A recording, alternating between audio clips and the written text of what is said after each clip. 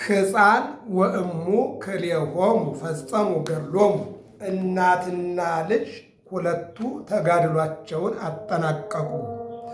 ሐምሌ 15 የቅዱስ ቂርቆስና የቅድስት ኢየሉጣ የመታሰቢያ ዕለት ነው።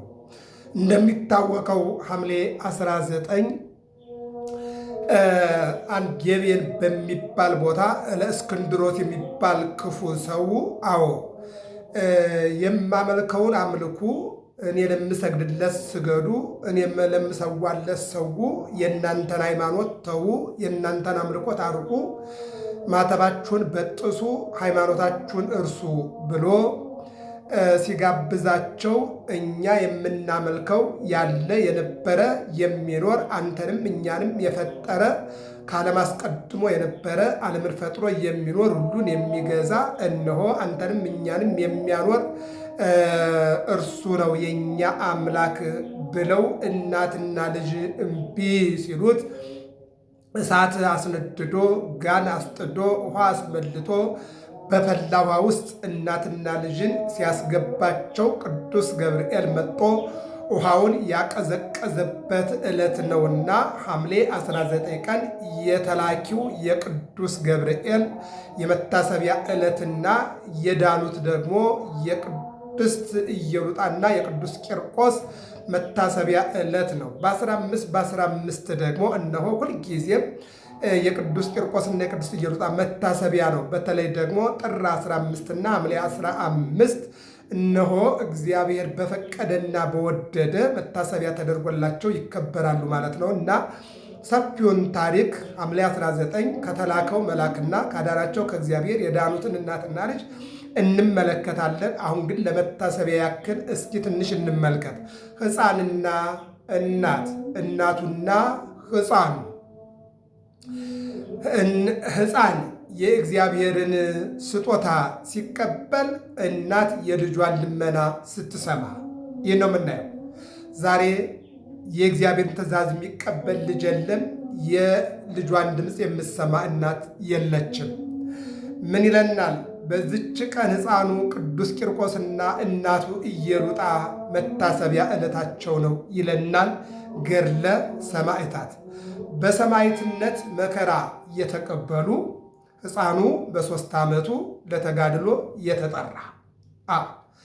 እንግዲህ እግዚአብሔር በሕፃናትም እግዚአብሔር በወጣቶችም እግዚአብሔር በአረጋውያንም እነሆ ተአምራትን ገድላትን መንክር እግዚአብሔር በላይ ለቅዱሳን ይሁን በቅዱሳኑ ላይ እግዚአብሔር ድንቅ ነው ብሎ ልበ አምላክ ዳዊት እንደተናገረ በሕፃናት ስንል እነ ቅዱስ ቂርቆስን በሕፃናት ስንል እነሆ የሄሮድስ የጨረሳቸው ጌታችን ወደ ግብፅ ወደ ኢትዮጵያ በተሰደደ ጊዜ ከነዚህ መካከል አንዱ እሱ ነው ብለው በይሆናል ያለቁ ሰማዕታት እልፍ አእላፋት ቁጥራቸው የማይታወቅ ሰማዕታተ ክርስቶስ የተባሉ እንደገናም ደግሞ ከዛ በኋላ እስከ ዓለም ፍጻሜ ድረስ ዛሬም ምንም በማያውቁት በሃይማኖታቸው ከእናታቸው ጋራ ከእናታቸው ክንድ ከእናታቸው ጀርባ ሆነው በሃይማኖት ለእናት የተተኮሰው ለእናት የተቀጣጠለው እሳት ለእናት የፈላው ውሃ ለእነሱ የሚሆንላቸው ሕፃናት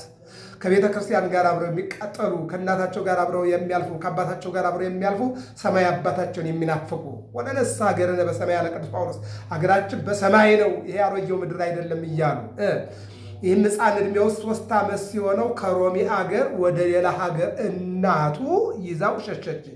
በዚያም የሸሸችውን መኮንን አገኘችው ይላል። ልጄን እንዳይገልብኝ ብላ ወደ ሌላ ሀገር ልጇን ይዛው ሸሸች። ይዛ ሸሽታ ሳለ በሄደችበት አገር ያንኑ ሰው እያገኘችው ይላል። አንዳንድ ጊዜ እኛ ባላወቅነው ከአንዱ ወደ አንዱ ልንጓዝ እንችላለን። ጌታ ለሐዋርያት በማቴዎስ ወንጌል ምዕራፍ 10 ጉዩሃ በካልእታ ብሏቸዋል። ከአንዱ ቦታ ላይ ቢያሳድዷችሁ ወደ ሌላ ቦታ ሽሹ ብሏል። እውነት ነው።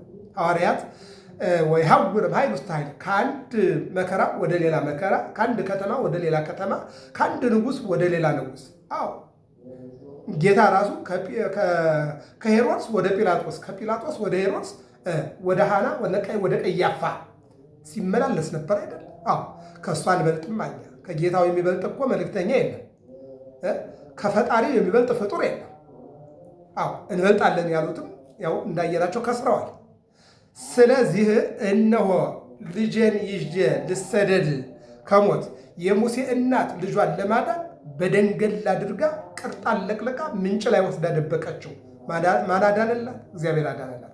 ያው በገዳዩ ቤት ወስዶ ገዳዩ ፈርዖን እንዲያሳድገው አድርጓል እግዚአብሔር። አዎ ይክል ኩሉ አልቦ ዘይሳነው፣ እግዚአብሔር ይችላል።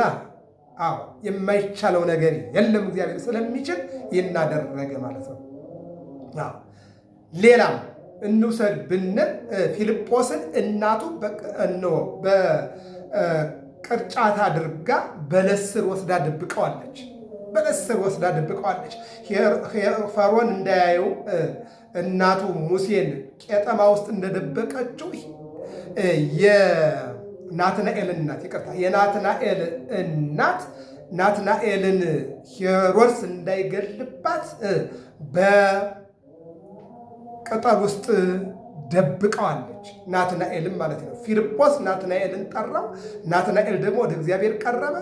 ተንኮል የሌለበት እውነተኛ የእስራኤል ሰው ሲለው እነሆ የት ታውቀኛለህ አለ። ፊልጶስ ሳይጠራ በለስ ስር አየሁህ አለው። ምን ማለት ነው? እናትህ በቀትለ ሕፃናት ጊዜ ሄሮድስ እንዳይገልህ በቅርጫት አድርጋ በለስ ስር ደበቀችህ ብሎ ናትናኤልን ነገረው። አያችሁ፣ እግዚአብሔር ሙሴን በቄጠማ ውስጥ አድኖታል፣ ናትናኤልን ደግሞ በበለስ ስር አድኖታል ማለት ነው። ፊልጶስንም እንደዚሁ እግዚአብሔር ከመከራ አድኖታል። መጨረሻ ላይ ያ መከራ ባያልፈውም አዎ እያንዳንዳቸውን ከመከራ እያሳለፈ ነው ሐዋርያ ያደረጋቸው ማለት ነው። አዎ ሰዎችም ነገር ሰሩባት፣ ወደ እርሱ አስቀረባትና ስለ አምልኮ ጠየቃት ይላል እለእስክንድሮስ። እርሷን መኮንን ሆይ ዕድሜው 3 ዓመት የሆነው ሕፃን አለ። አማልክቶችን ማምለክ መልካም እንደሆነ ወይም እንዳልሆነ ያስረዳን ዘንድ እርሱን ጠይቅ አለችው። ይሄ ሃይማኖትሽ ምንድን ነው? የምታመልኪው ምንድን ነው የምትለኝ ጥያቄ ለእኔ አይመጥነኝም። የ3 ዓመት ልጅ ጥንቅቅ አድርጌ ያስተማርኩት ልጅ አለ፣ እሱን ጠይቀውና ይንገርህ አለችው። አስጠራው። ቂርቆስ መጣ። ሃይማኖት ምንድን ነው አለና ቂርቆስን ጠየቀው። ሕፃኑ ወዳለበት ጭፍሮችን ልኮ ወደ እርሱ አስመጣው። ሕፃኑ ፊቱ ብሩህና ደስተኛ እንደሆነ አየውና አንተ ደስተኛ ሕፃን ሆይ አለ። እንዴት ነህ አለው። ሕፃኑም መልሶ አዎ ለእኔ ደስታ ተጠብቆልኛል፣ ለአንተ ግን ሐዘንና ልቅሶ ጥርስ ማፋጨትም ነው። መጽሐፍም ለዝንጎች ተድላ ደስታ የላቸውም ብሏልና። አልጠበቀውም።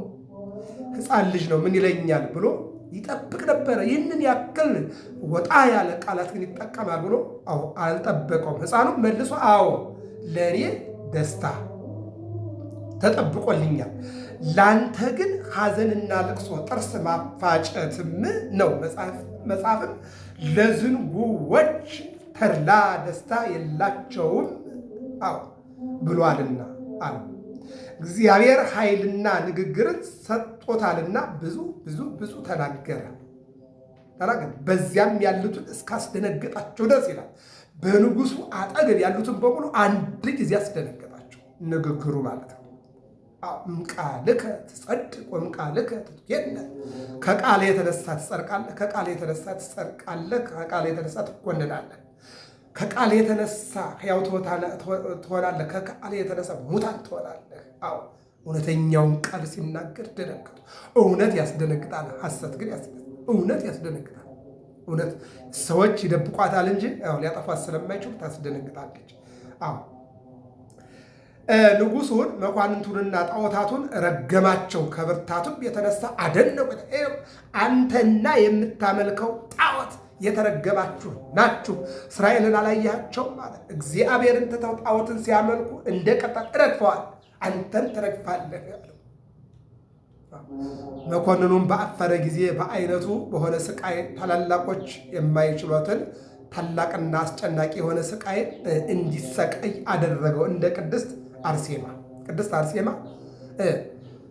ከሀገሯ ከሮም ከሀገሯ ከታላቁ ጎርጎርዮስ የተወለደባት አርማንያ እነሆ ድንግልናዋን ጠብቃ ቅድስናዋን ጠብቃ ወደ ሮም ወርዳ ገዳም ገብታ ከጓደኞቿና ከእናቶቿ ከአባቶቿ ጋር ሄዳ ገዳም በገባችበት ሰይጣን ተከትሎ ሄደና እነሆ ለንጉሱ ድርጣድስ ይልቁንም ዲዮቅልጥያኖስ ለእስክንድሮስ የነገሱበት ያ የመከራ ዘመን ሰይጣን መስታወት እያመጣ ይች መልካም ሴት እዚህ ያለችልህ ብሎ ገዳም ካለችበት ሁሉ አውጥቶ አመጣት። ለእኔ ትሆኛለሽ አላት። ድርጣድስ አይደለም፣ እኔ የሰማያዊ የክርስቶስ ሙሽራ ነኝ፣ ያንተ ልሆን አልችልም። አንተ ንጉሥ እኔ ንግሥት አንባልም።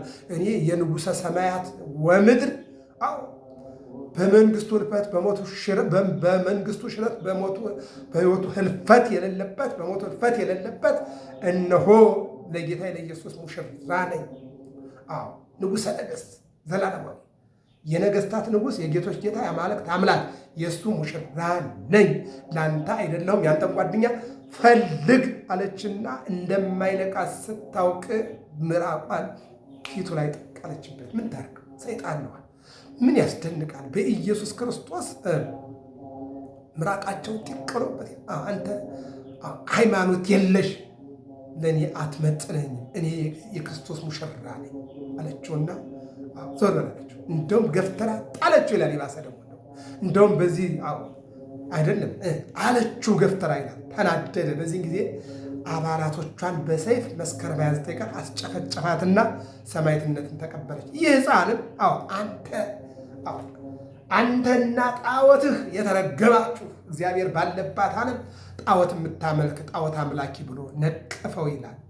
በዚህ ተናዶ እነሆ ቅዱስ ቂርቆስንና ቅድስት ኢየሉጣን ወደ ፈላ ውሃ ውስጥ እንዳስገባቸውና ቅዱስ ገብርኤል ደርሶ የፈላውን ውሃ አቀዝቅዞ እነሆ ነፃ ወጧቸዋል። እነሆ ሐምሌ 15 ቀን ቅዱስ ቂርቆስና ቅድስት ኢየሉጣ በረከታቸው በሕይወታችን ላይ ይደር። ገብረ መስቀል ሚዲያ ነው። ሰብስክራይብ፣ ላይክ፣ ሸር አድርጉ። ሰላም እግዚአብሔር ከሁላችን ጋር ይሁን። ሰፊውን ታሪክ ሐምሌ 19 እሑድ ቀን ነውና እንማማረዋለን። ሰላም እግዚአብሔር ከሁላችን ጋር ይሁን።